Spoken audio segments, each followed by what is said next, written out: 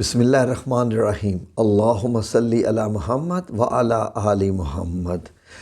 ناظرین، قرض کا معاملہ بڑا خطرناک ہوتا ہے، کیونکہ جب انسان کے اوپر کوئی قرض آ جائے تو راتوں کی نیند بھی حرام ہو جاتی ہے، اور پھر یہ ہر وقت ڈر لگا رہتا ہے کہ جس کا قرض دینا ہے اب اس کی کہیں کال نہ آ جائے، وہ دروازے پر نہ آ جائے، یا یہ نہ ہو کہ وہ 10 لوگوں میں بیٹھ کے ذکر کر دے کہ یہ میرا بندہ مجھے قرض نہیں دے رہا، میں نے اس بندے کو قرض دیا تھا اور اب یہ ایسا میرا دوست یا ایسا میرا رشتہ دار ہے اب میرا قرض لوٹا نہیں رہا۔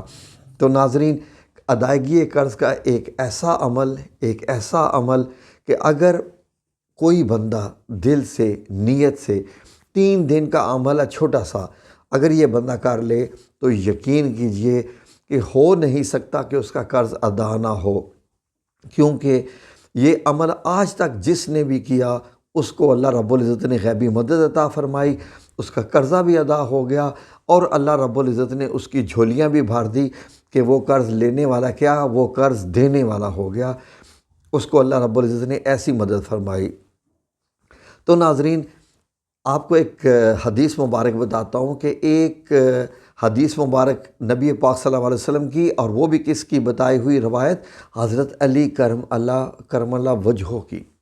آپ کو معلوم ہے کہ حضرت علی رضی اللہ عنہ علم کا دروازہ ہیں، اور نبی پاک صلی اللہ علیہ وسلم نے اپنے آپ کو علم کا شہر کہا اور حضرت علی کو علم اس شہر کا دروازہ کہا۔ تو ایک بار ایک شخص حضرت علی کرم اللہ وجہہ کے پاس آیا اور کہنے لگا کہ یا علی رضی اللہ عنہ، میں بہت پریشان ہوں، مجھے حساب کتاب نے یعنی قرض کی دین نے پریشان کر رکھا ہے، پلیز میری کچھ مدد کر دیجئے۔ حضرت علی کرم اللہ وجہہ نے اس کو ایک دعا بتائی اور یہ فرمایا کہ جو میں تمہیں یہ دعا بتا رہا ہوں یہ میرے نبی یعنی نبی کریم صلی اللہ علیہ وآلہ وسلم نے مجھے سکھائی تھی، تم یہ کرو، دیکھو اللہ رب العزت تمہیں کیسے غنی کر دے گا، تمہیں اتنا رزق عطا فرمائے گا کہ تم دوسروں کو دینے کے لائق ہو جاؤ گے، اللہ تمہیں اتنا دے گا کہ اگر پہاڑ کے برابر بھی تمہارا قرضہ ہوگا، پہاڑ کے برابر۔ ناظرین، پہاڑوں کی ہی مثال دی جا سکتی ہے، بڑے سے بڑے، جیسے مدینہ منورہ میں جبل احد سب سے بڑا پہاڑ ہے، تو پہاڑ کے برابر بھی قرضہ ہوگا تو وہ اتر جائے گا تمہارا۔ وہ خوش گیا اور اللہ رب العزت نے اس کا کام کر دیا۔ تو ناظرین، اگر آپ یہ عمل کر لیں تو انشاءاللہ باذن اللہ تعالی اللہ رب العزت آپ کا کام کر دے گا اور آپ کا قرضہ بھی ادا ہو جائے گا، اور اللہ رب العزت آپ کو بے پناہ رزق بھی عطا فرما دے گا۔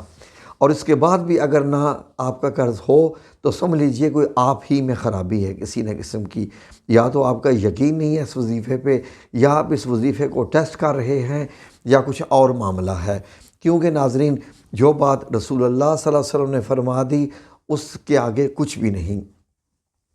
تو جو حدیث مبارک میں موجود ہے وہ ایک دعا ہے جو میں آپ کو بتاؤں گا، لیکن آپ نے اس دعا سے پہلے جب اس کو 3 دن کے وظیفے کے طور پہ کرنا ہے، کتنی بار پڑھنا ہے، کیسے پڑھنا ہے، جیسے میں آپ کو بتا رہا ہوں آپ نے ایسا ہی پڑھنا ہے۔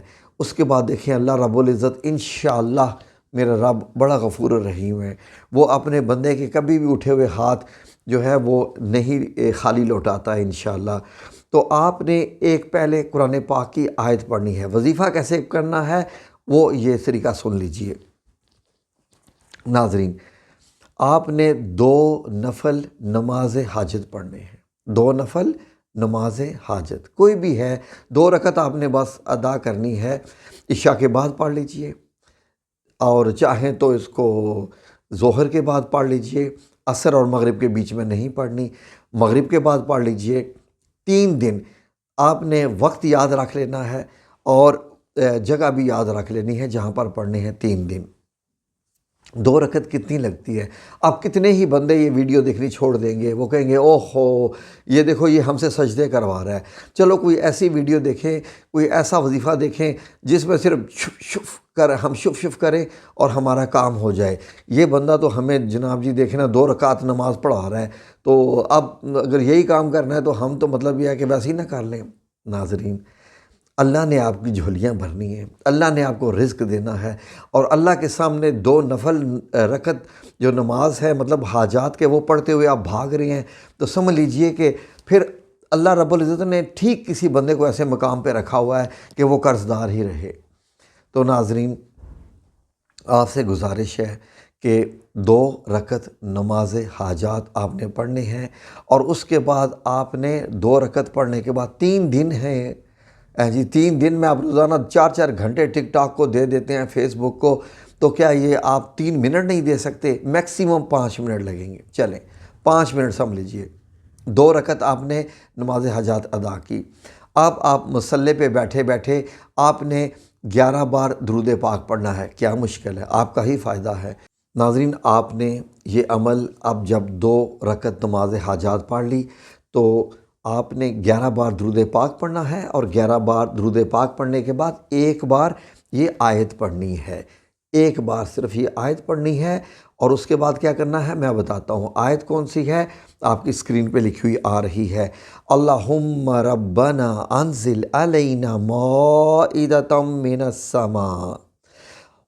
من السماء تکون لنا عیدا لاولنا وآخرنا وآیۃ منک وارزقنا وانت خیر الرازقین۔ اس آیت کو ایک بار پڑھنے کے بعد اب آپ نے 70 بار یہ دعا پڑھنی ہے جو حضرت علی کرم اللہ وجہہ نے بتائی ہوئی ہے، نبی کریم صلی اللہ علیہ وسلم کی بتائی ہوئی دعا۔ وہ کیا ہے؟ اللہم اکفینی بحلالک عن حرامک واغنینی بفضلک بفضلک عمن سواک۔ یہ 70 بار آپ نے پڑھنی ہے، بہت آسان ہے۔ آپ اس کو 1 منٹ میں پڑھ سکتے ہیں 70 بار، یا لیٹ سے کہ اگر آپ بہت سلو بھی پڑھ لیں تو 2 منٹ، کیا فرق پڑتا ہے؟ اللہم اکفینی بحلالک عن حرامک واغنینی بفضلک عمن سواک، ایک بار ہوگی، ایسے 70 بار پڑھنا ہے۔ اب آپ نے اللہ رب العزت کے 3 نام یہ 70 بار پڑھنے ہیں۔ کیسے؟ یا ولی، یا والی، یا ذوالجلال والاکرام، یہ 70 بار آپ نے پڑھنے ہیں، کوئی مشکل نہیں۔ اب 11 بار آپ نے درود پاک پڑھنا ہے، اور 11 بار درود پاک پڑھنے کے بعد اللہ رب العزت سے بس چھوٹی سی دعا کر دے کہ یا اللہ میں نے تیرے حضور یہ سب عمل پیش کیا، اس کو قبول فرما، اور میرا قرض کا مسئلہ ہے، قرض کا مسئلہ اسی لیے ہے کہ میری آمدنی کم ہے، یا اللہ آمدنی بڑھا دے، قرض کی ادائیگی بھی ہو جائے، تاکہ میں تیرے غریب بندوں میں مدد بھی کر سکوں، اور سب کو میں کسی کی طریقے سے غریب مسکین کو کھانے بھی کھلا سکوں۔ تو بس اتنی سی بات ہے، اور پھر دیکھیں یہ 3 دن کا عمل ہے، اور اس کے بعد دیکھیں اللہ رب العزت کی غیبی مدد کیسے آپ کو آتی، انشاءاللہ باذن اللہ تعالی۔ آمین یا رب العالمین۔